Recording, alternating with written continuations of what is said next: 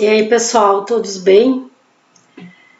Continuando o assunto sobre campo elétrico, se vocês foram bons observadores, vocês devem ter percebido que até agora eu só falei sobre campos elétricos gerados por cargas pontiformes, cargas pontuais, né? Eu falei em fazer cálculo de campo elétrico para uma carga, duas cargas, três cargas, mas eu não considerei um corpo extenso com um determinado volume que tenha uma quantidade bem grande de cargas, né? O mundo real, na verdade, é bem mais complicado.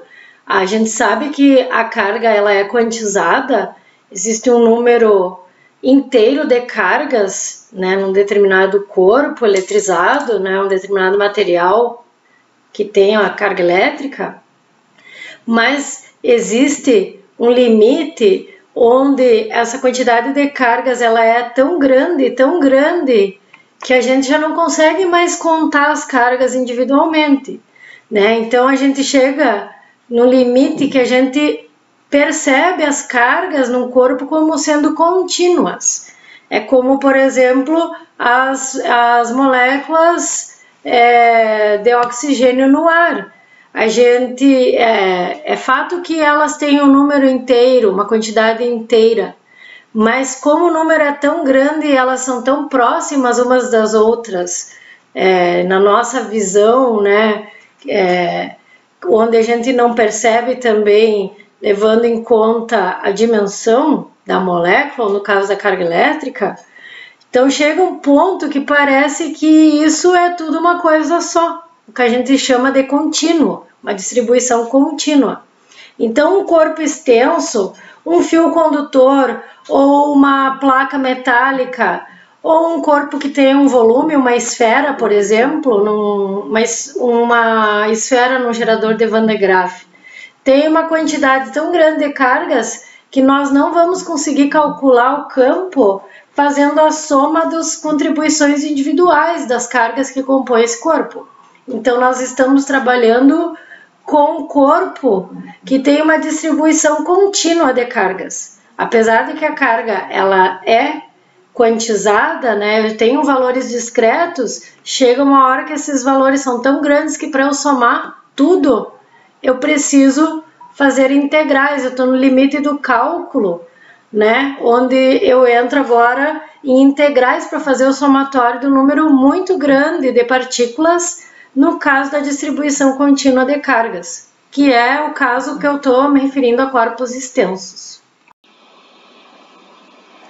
Então, falando mais especificamente em termos de cálculo para uma distribuição contínua de cargas, né, que seria o caso dos corpos extensos, como que eu faço o cálculo do campo elétrico total, né, devido à contribuição de toda a carga do corpo? Então, imaginem que eu tenho um corpo aqui com um formato qualquer. A maneira que eu sei calcular o campo, lembra que o campo é uma grandeza vetorial e ele responde ao princípio da superposição. Então, meu campo total, se eu quisesse calcular o campo num determinado ponto aqui, era a soma de todos os campos individuais, né? Se eu tivesse uma quantidade de cargas aqui que eu conseguisse contar, né? Para o caso do corpo extenso, o que eu vou fazer?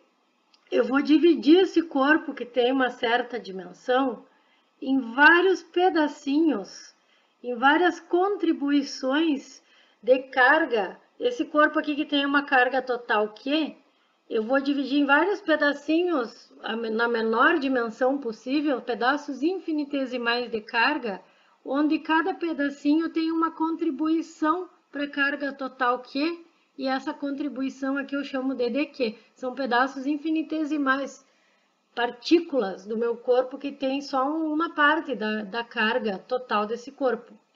Se eu fosse levar em conta cada contribuição dessa aqui para o meu campo elétrico total, assim como eu fazia lá para cargas pontiformes, eu teria que somar, né, todas as contribuições aqui.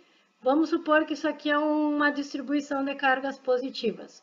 O campo de uma carga positiva sai, né? Eu ia ter uma quantidade x de vetores aqui, ó, saindo para cada contribuição dessas de carga de Q, né? Então, cada contribuiçãozinha dessas aqui de carga de Q iria me dar uma contribuição para o meu campo total de.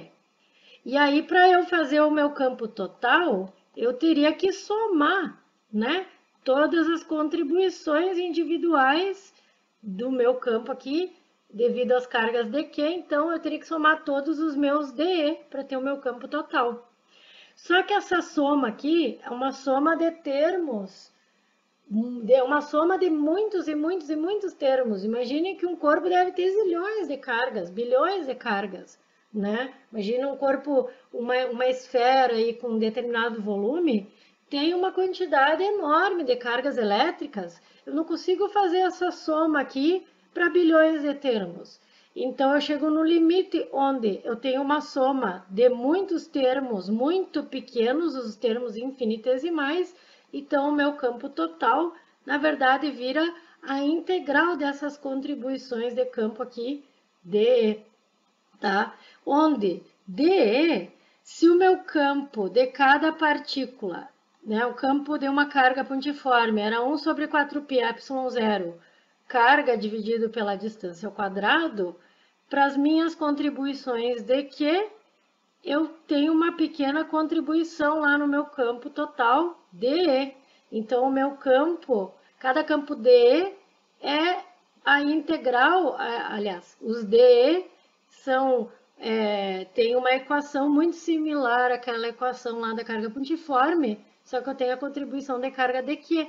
E o meu campo total, então, vai ter que ser integral disso tudo, por isso, essa é a fórmula do meu campo total para uma distribuição contínua de cargas, onde eu tenho uma grande quantidade de cargas que estão muito próximas entre si e onde, inclusive, eu vou idealizar que eu tenho distribuições uniformes de cargas nos meus corpos, tá? Então, geralmente, quando eu tenho um corpo extenso, eu não sei exatamente a quantidade de carga que tem esse corpo. Como, por exemplo, a gente não se refere à quantidade de oxigênio do ar pelo número de moléculas. Normalmente, a gente se refere à massa específica. E assim, da mesma forma, nós vamos nos referir à densidade de carga, tá? Quando a gente tem uma quantidade muito grande de partículas, a gente fala em densidade, né, de um determinado material. Então, aqui nós vamos falar em densidade de carga, que tem um conceito muito semelhante à densidade, que é a massa específica, né? A massa específica é massa sobre volume. A densidade de carga é carga sobre volume. Se o meu corpo tiver 3 dimensões, né? Eu chamo isso aqui de densidade volumétrica. Se eu tiver, por exemplo, uma placa metálica, uma placa condutora, eu falo em densidade superficial, e aí a minha densidade é carga sobre área para um corpo bidimensional. Ou se eu tiver um fio, um corpo linear, eu posso calcular ou ter dados sobre a densidade linear do corpo, que é a carga sobre o comprimento. Tá? Então, nós vamos trabalhar com essas densidades, seja volumétrica, superficial ou linear, nós vamos trabalhar com densidades uniformes, até porque calcular essas integrais aqui não serão muito fáceis. Tá? Aqui está a integral de volume, mas depende das dimensões do meu corpo. Tá? E aí a unidade da densidade de carga vai depender também, né, das dimensões. Se for linear, eu vou ter a unidade coulomb por metro, né, que é o termo linear. Superficial, como é a área, a unidade no sistema internacional fica coulomb por metro quadrado. E no caso de eu ter um volume, né, a minha unidade vai ficar coulomb por metro cúbico. Então, essas integrais eu vou resolver em alguns exemplos e depois nós podemos usar o resultado.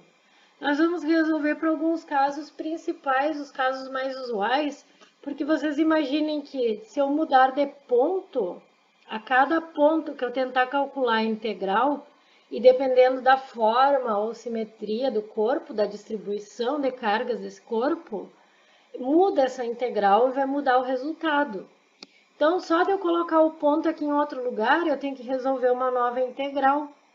muda, né, a contribuição aqui, ó, para o meu campo total das minhas cargas de Q. Então, essa integral não é uma integral trivial dependendo do formato do corpo e de onde estiver posicionado esse ponto. Então, eu vou resolver alguns exemplos para alguns casos principais, né? Mas observem que esses casos são casos bem específicos, tá? Não são fórmulas gerais, só valem para corpos com aqueles formatos que eu vou mostrar e com os pontos em determinadas posições.